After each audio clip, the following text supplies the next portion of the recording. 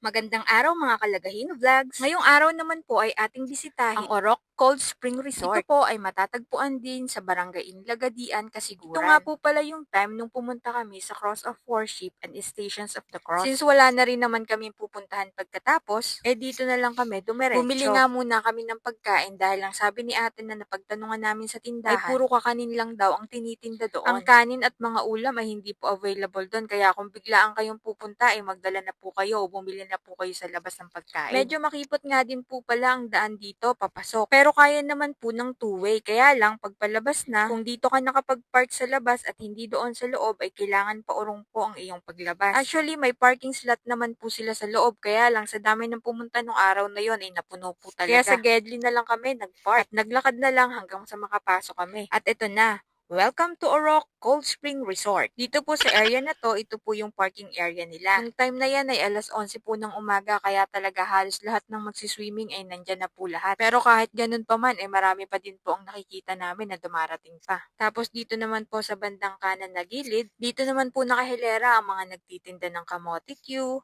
banana Q, mangga, mais, at iba pa. Meron din po silang mga soft drinks, chichirya, mga prutas. Yun nga lang, talagang wala pong kanin at saka ulam. At pagkatapos nga po namin bumili ay dumiretso na kami sa loob. Tapos dito po sa gilid bago pumasok ay may mga nagtitinda po dyan ng mga souvenirs.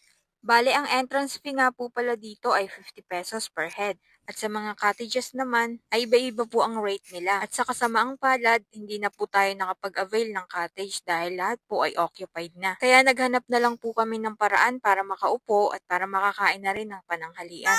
Tingnan nyo naman po, sobrang dami ng naligo ng araw na yan. Ano pa kaya ngayon at saka kahapon? Ang maganda din po pala sa place nila ay organized po. Napapaligiran din ng mga puno at presko din po yung kapaligiran. Tamang-tama po ito sa mga naghahanap na mapapaliguan. Swak sa mga grupo at madaming kasama na bagets. At nung nakahanap na nga po kami ng target spot na pwede kaming mananghalian, ay grinab na namin yung opportunity kasi baka maunahan pa kami. At yung napili nga po namin na spot ay dito sa bandang taas. Buti na nga lang po at malinis doon at walang mga basura sa paligid. Kaya pagkadating namin, gumawa lang kami ng upuan tapos ay nag-prepare na rin kami ng aming mga kakainin. Kahit papaano ay nakakain din naman po kami ng maayos dahil nga puro puno yung nasa paligid namin, hindi namin naramdaman yung init. Siguro next time na pagbalik namin dito ay hindi na ganun kadami yung tao at saka talagang magre-relax lang sana kami sa pagpunta dito dahil hindi naman kami prepared. Wala kaming dalang pang swimming, wala din kaming dalang pagkain. Then after namin kumain, nagpahinga lang kami ng konti tapos nagkwentuhan saglit at umalis na rin kami.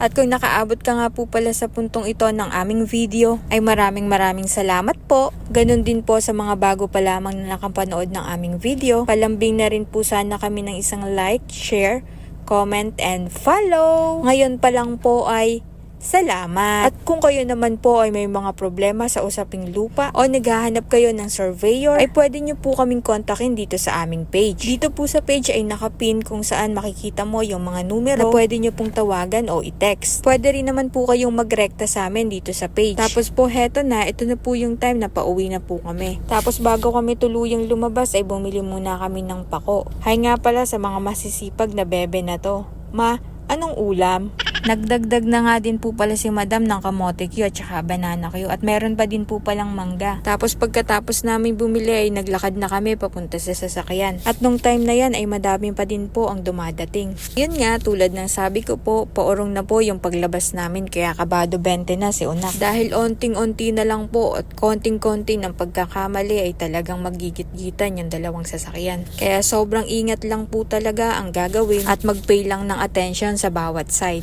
So paano po, hanggang sa muli, sana masaya ang araw nyo at huwag kalimutang ngumiti. Bye-bye! Huwag kalimutang mag-like, share, comment, and follow!